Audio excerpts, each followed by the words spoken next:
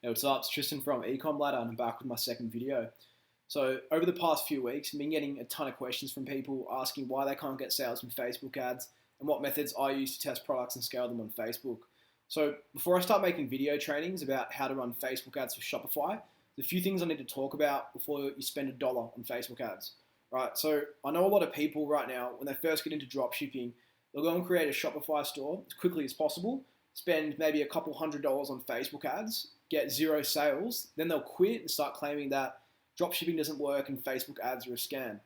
Right, so the reason this happens really comes down to three problems. And this video is about making sure that you fix these three problems and to set yourself up for success when you actually do start running Facebook ads. Okay, so the first and by far the most common problem I see store owners have is a conversion problem.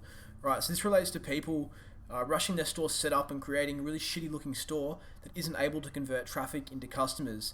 So in order to make Facebook ads work, you need to put in a bit of effort and time to make your store look like a legit store.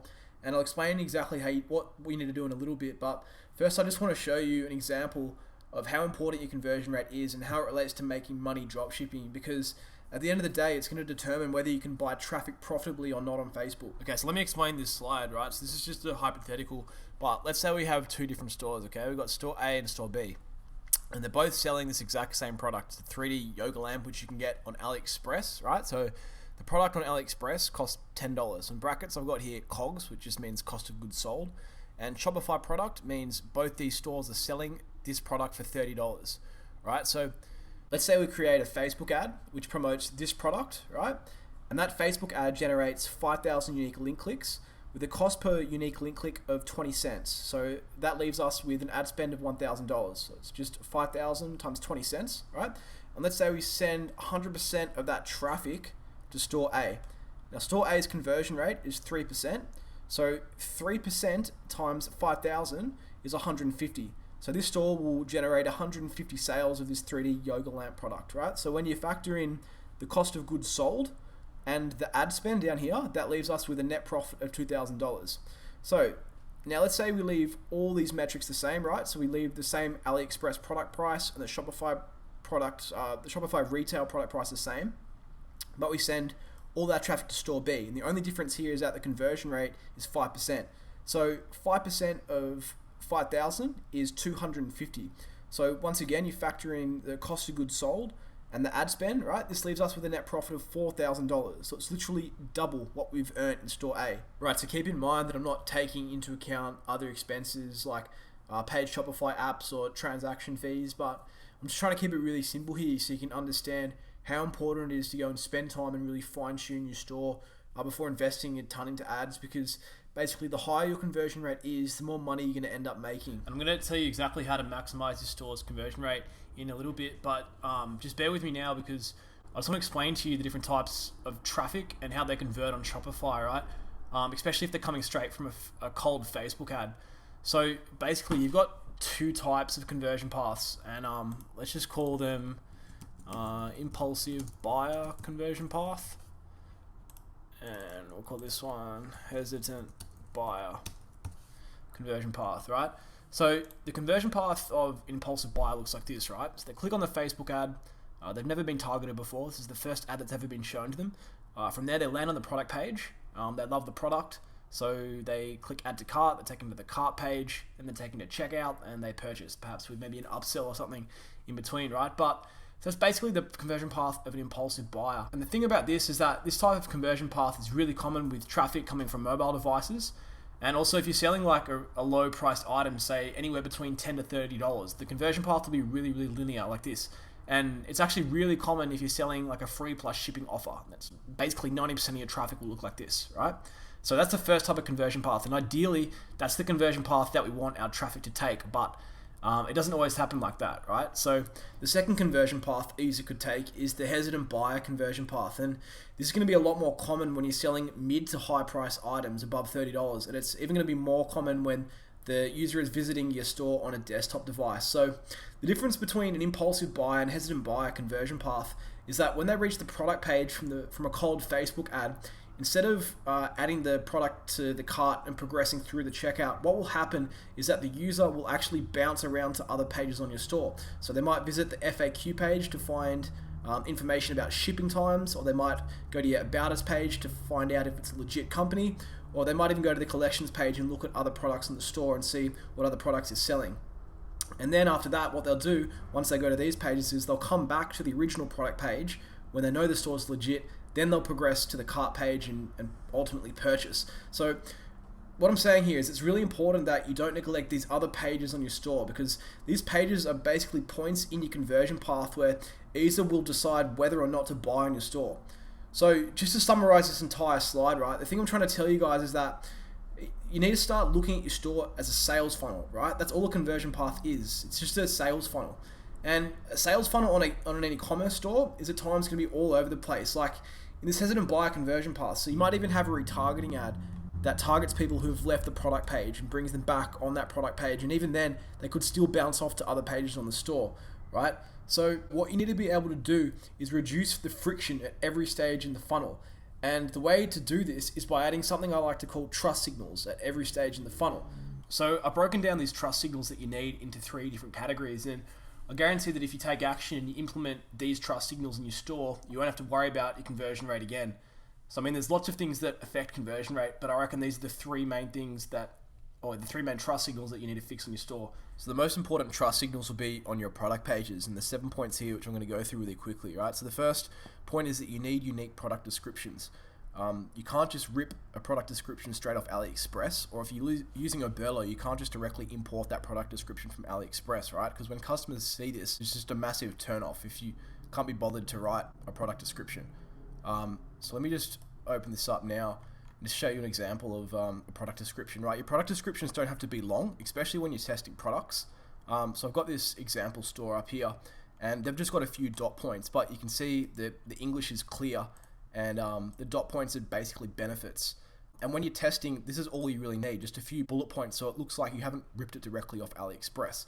And what usually happens is that when I find a product with potential, or I start testing my products, and then I see one product has good metrics, then I'll go and build out a longer product description, right? So ideally, you want your product descriptions to be quite long, like a sales letter almost. So this product here, I know is a winning product because I use Commerce Inspector, and it's one of their best sellers on this store. But you can see here how the product description is really long, and they're using different font types, right? So they've got underlines, bolds, and italics to make it easy to read. But there's no way you'd write a product description this long when you're testing, because it's just going to take way too long if you write a product description that's this long. So what I recommend doing is that when you're testing, you want to get as many products as quickly as possible live in your store. So if you want to quickly write product descriptions, you just copy and paste the product into Google, so you can get the product name from AliExpress, or if you get it from another seller, right? And come down to Amazon, and Amazon will have a product description already in it, right? So go up to Amazon, and they'll have a great little product description here. So what you can just do is copy and paste this into your store when you're testing. I'll probably change up a few words on here so it's not a direct carbon copy of the product description, but it will save you a lot of time doing it. So you just copy and paste that into your description, and that way you can test a bunch of products really fast and get product descriptions live, because about 99% of them will be on Amazon. So yeah, I'll just do that to get it quickly. All right, so shipping info and guarantees. So this is a must for product pages, and a lot of people have shipping info on their stores, but it's usually on the FAQ page or a separate shipping page. But having the shipping time on the stores is really important. This is because having their shipping time on the product page means that people aren't tempted to go elsewhere to other pages and look for more information, right? So if we come to examples before, you can see here we've got the shipping times here. Because of the very high demand, please allow 3 to 4 weeks for delivery. You can even segment out your shipping times for each country on your product pages, and I'd probably recommend doing that. In my experience, it tends to work better if you use days. So I usually say please allow 10 to 20 business days for delivery instead of weeks, because I know people like a specific time frame a lot better. It's done on this product page as well here. They've got shipping time takes between 10 to 15 working days. So definitely recommend putting the shipping time in your product pages. The other one was guarantees. So not a lot of stores are doing this, but I've split tested this, putting guarantees, and it works really well because more people click through to the cart page with it. So it does help conversion rate. So point customer, a lot of people copy and paste this 5-point customer promise on. I'll just show you what it is. So this store has it at the start of the product description, I would put it at the end. This product description doesn't look the best. I'd definitely reformat that, especially if it was a winning product. I'd definitely reform it to make it look a lot nicer. But this is the 5-point customer promise here. I've seen 3-point customer promises. I've seen a bunch of different points here, but the main ones are putting a guarantee here, so either 30-day or 60-day money-back guarantee, tracking number with every order, and safe payments. So these are the main 3 I'd definitely put at the end of your product description. And it just bolsters credibility for the store and does increase the conversion rate. I've split tested it and it does. So trust badges. So trust badges are basically these badges here. A lot of stores will have different badges, but the best location for these badges is to put them right below the add to cart button and also at the bottom of your product description. I think some other stores might do it like this. Yeah, so this store here has got the trust badges. Some people call them secure badges, but the same thing. So yeah, you have one set of trust badges here, and one set of trust badges at the bottom of your store. And if you're looking for trust badges and different types of variations of them, I've actually uploaded about 50 different kinds of trust badges in the Facebook group, which you can just swipe for your own store. So definitely join the Facebook group and just search the group for trust badges, and I've got a whole zip folder, about 50 of them. So my next point here is scarcity and only on advertised products. So a lot of stores that I've seen really overuse scarcity. So scarcity is just basically telling the prospect that there's only like a limited amount of stock remaining. So here I've got limited 3 items only per person. That's a type of scarcity. Another type of scarcity we have here is saying high demand. So it's basically just a tactic to make them think like the product is running low on stock or they might miss out. And I think it's totally fine here to have high demand and limit to 3 per person. That kind of scarcity works really well. But the thing that I'm seeing stores overuse lately is the use of the Hurrify countdown timer. So this is through an app called Hurrify. So if you're going to use a countdown timer or a stock remaining progress bar, I'd recommend that you don't use this on every single product that is in your store. I'd only recommend adding it to the product that you're running Facebook ads to. I see so many stores using this scarcity tactic that I think it's lost all meaning, and I've actually taken it completely off my store, and the conversion rate of my store has improved doing it. So right now, I probably wouldn't recommend adding Hurrify countdown timer. So the last point here, or the second last point I've got, is testimonials, right? So when you have a product that's selling really well, a really, really good thing you can do to put on your product pages is to have testimonials, and they can be in the form of Facebook comments, or they can be in the form of actual reviews from customers. So when I say Facebook comments, I'll show you this store actually has probably the best product page I've seen in quite a while. So they do a lot of things right. But if we scroll down here, we see we've got a Facebook screenshot that's come directly from their ad post where they advertise this product. So all they've done is taken a screenshot and put it on their product page. And this works really, really well. This actually works better than having reviews down the bottom, because this looks super legit, especially when you have people talking about the product here. So prospects can see that heaps of people are liking the ad and heaps of people are buying it. If you can see in the comments, people are saying, yeah, I've got one, they arrived, which gives peace of mind for the prospects knowing that the product will actually reach them. So the last point I want here, and I've got it in capitals because it's super important, and a lot of people don't do this, is that 90% of your traffic is going to be coming from mobiles when you're running Facebook ads, right? So you've got to test your pages on mobile, and the way to do this is in the Chrome browser, go to inspect. This will bring up developer tools here, and you've got all your common mobile devices. So here, what I would do is I would test how this product page looks like on every single mobile device, because sometimes when you're editing your product descriptions, some devices here will display a bit weird. So usually iPhone 5 at times can display a little bit off because it's an older device. Usually iPhone 6 display is fine. But yeah, you just got to go through every single device here and test that it's displaying correctly. So here, looks like everything here is displaying fine. And it's good to test on iPad as well. So yeah, as you can see, this looks fine across all devices. And a lot of people don't do this. They just make their store with desktop in mind, right? So that's not what you want to do. So those are the basic signals of a high converting product page. And Now I just want to move on to trust pages here, and I'm going to run through this a lot quicker, but basically you need these 6 pages on your site because they function as trust pages. If a prospect is browsing your site and they don't see these pages, it's a bit of a red flag, right? So the first one is an FAQ. Every e-commerce site should have an FAQ. It should outline your shipping times, what your return policy is. So what I would do is I'd go around to lots of different stores and look at what their FAQs are like, and don't directly copy other FAQs, but take lots of their questions and select the best ones that you think are appropriate for your store. If we go and have a look at this FAQ page here,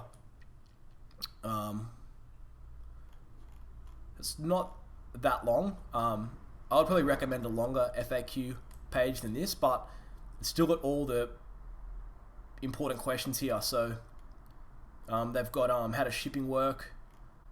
It's got shipping times, so your order may take 1 or 2 weeks to arrive. It's got what you do if you cancel your order. So I really think the longer you make your FAQ page, the better. It should answer all questions that your prospects have, because the last thing you want is them emailing support. It's just annoying and it takes time to answer, especially when you can just have the information on your product pages. So next one is an About Us page, and you can literally make your About Us page maybe a paragraph long, or like even a few sentences, but just having it there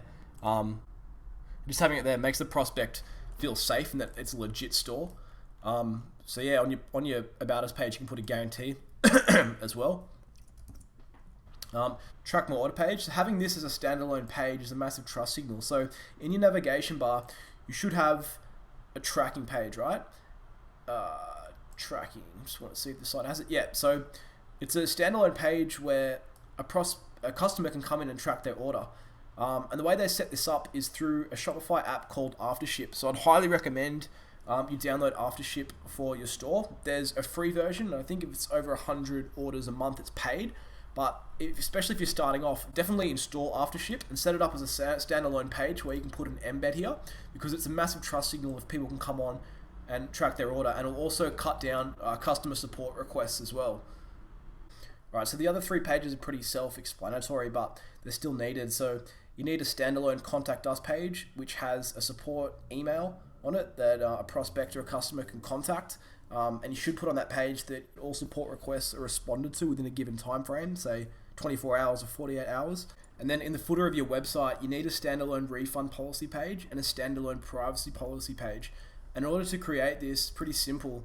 All you need to do is go into settings, go into checkout, and down here you can generate a sample refund policy and a sample privacy policy. So I usually just copy and paste the privacy policy in to a standalone privacy policy page, but the refund policy, you're going to need a different one because you're going to need to slightly change up a bit, because a dropshipping refund policy will be different to a refund policy with an e-commerce store that's holding inventory. So I'd just recommend to go and have a look around at other stores and have a look at their refund policy, and then just tweak your refund policy a little bit with what works best for you. And so lastly, there's 3 basic trust signals that any store needs in order to make it convert. And the first one is using a custom domain. So when you sign up with Shopify, Shopify will provide you with a stock standard domain, which will be like your store.myshopify.com. So that kind of domain just shows that your store is not really legit. So the first thing you do is go and buy a custom domain. It's pretty easy to do that in Shopify. You just go to online store, click here, then you go to domains. And from here, you can buy your domain directly by just clicking on buy new domain. I haven't bought my domain through Shopify. I usually just go to GoDaddy directly and purchase there. But you can do it this way. It's probably quicker just to go through here. And so the next thing is a custom logo.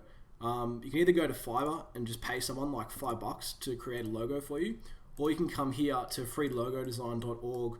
And what this is just a free logo generator. So you can type in your store's name, whatever it is, a trend store, and then you can select the kind of category that you want your logo to appear under. So if it's a general store, you'd probably go abstract, and then it would just come up with a bunch of logo recommendations that you can have. And if you have a niche store, you can pick the niche that it's in. And when you go ahead and create it, you can export it in the dimensions of 200 by 200 for free. So yeah, it's a cool little logo creator tool, so definitely recommend doing that. And then lastly, the checkout trust badge. So we'll go back to this store, right? So when I add something to cart and I progress through the checkout, a big conversion boost up is to have trust badges in your checkout. So this store has it. I just checked it out before here. So this is just an image of trust badges with the logo in the badge as well. So I've got a Facebook group and the link to it is below in the YouTube description. And I've got a bunch of badges in there you can rip for your store. But it's pretty easy to do this. You just add your logo to a trust badge and then you add this image through your themes editor. And also here they've got a countdown timer, which they've got off the Conversion Pirate blog. So if you join my Facebook group, I've got a link to that blog post where you can add this countdown timer hack. But yeah, I'm not taking any credit for it because the dude from Conversion Pirate created it. Alright, cool. So that's it for trust signals. So basically, if you implement all these trust signals here, I guarantee you won't have to worry about conversion rate again. And it will be solid. So if you've implemented all these trust signals and you're still not getting sales, then that brings me to the next two problems. And I just want to really quickly touch on these problems. I know this whole video has been about conversion rate, but there's still these two problems here that I see time and time again, right? So the second problem is that people don't test enough products, right? When I test, I'll test 12 products at a time. I run those products for 5 days, right? And so after those 5 days, if I haven't found a winner, I don't give a shit. I'll launch another 12 products and run them again for 5 days. So the point here is that when you eventually do find that winner, you're going to make 5x, 10x, 20x, that original investment that you spent on testing out products, right? And the way that I test my products and the way I do testing on Facebook, I've actually posted in the Ecom Ladder group, which is in the YouTube description. So this here goes through exactly how I test my products. And I recently found a winner, and this is the exact methodology that I use. And I've got screenshots of not the winning product, but the metrics that was in the winning product, the cost per unique link click, the CTR, the metrics that was the metrics that was in the winning product. So jump in there and have a look.